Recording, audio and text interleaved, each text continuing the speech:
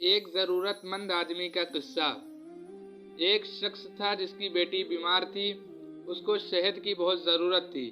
وہ ایک شہر میں آتا ہے اور ایک آدمی سے کہتا ہے کہ بھائی مجھے تھوڑا سا شہد دے دو، مجھے شدید ضرورت ہے، میری چھوٹی سی بیٹی بیمار ہے، اس کا علاج شہد سے ہی ممکن ہے۔ وہ آدمی کہتا ہے کہ افسوس میرے پاس اس وقت شہد نہیں ہے، ویسے شہد آپ کو مل سکتا ہے لیکن آپ کو کچھ دور جانا پڑے گا۔ ملک شام سے ایک بڑے تاجر کا تجارتی قافلہ آ رہا ہے۔ وہ تاجر بہت اچھے انسان ہیں، مجھے امید ہے وہ آپ کی ضرورت کے لیے شہد ضرور دے دیں گے۔ ضرورت مند نے ان کا شکریہ ادا کیا اور شہر سے باہر نکل آیا تاکہ قافلہ وہاں پہنچے تو تاجر سے شہد کی درخواست کر سکے۔ آخر قافلہ آتا نظر آیا۔ وہ فوراً اٹھا اور اس کے نزدیک پہنچ گیا۔ اس قافلے کے امیر کے بارے میں پوچھا تو لوگوں نے ایک خوبصورت اور بارونق چہرے والے شخص کی طرف اشارہ کیا۔ ان کی خدمت میں حاضر ہوا اور عرض کیا کہ میری چھوٹی سی بیٹی بیمار ہے، اس کے علاج کے لیے مجھے تھوڑے سے شہد کی ضرورت ہے۔ انہوں نے فوراً اپنے غلام سے فرمایا جس اونٹ پر شہد کے 2 مٹکے لدے ہیں ان میں سے ایک مٹکا ان بھائی کو دے دو۔ غلام نے یہ سن کر کہا آقا اگر ایک مٹکا ان کو دے دیا تو اونٹ پر وزن برابر نہیں رہ جائے گا۔ یہ سن کر آقا نے فرمایا پھر دونوں مٹکے ان بھائی کو ہی دے دو۔ یہ سن کر غلام گھبرا گیا اور بولا آقا یہ اتنا وزن کیسے اٹھائے گا؟ اس پر آقا نے کہا تو پھر اونٹ بھی اسے دے دو۔ غلام فوراً دوڑا اور وہ اونٹ مٹکوں کے ساتھ اس کے حوالے کر دیا۔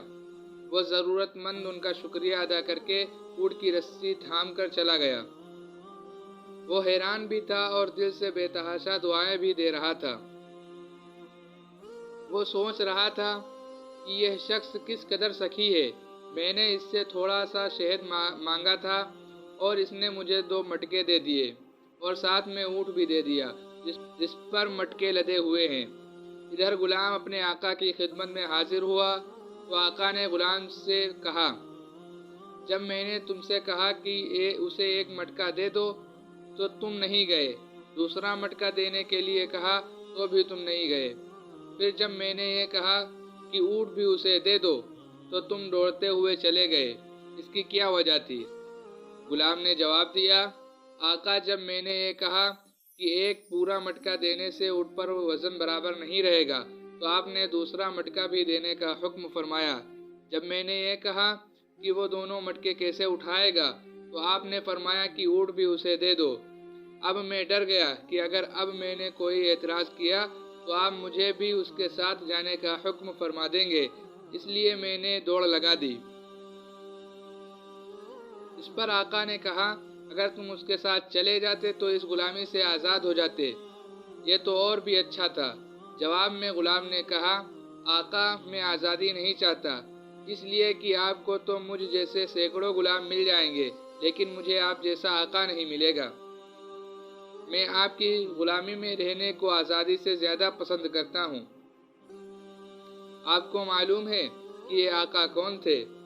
یہ آقا حضرت عثمان غنی رضی اللہ تعالیٰ عنہ تھے۔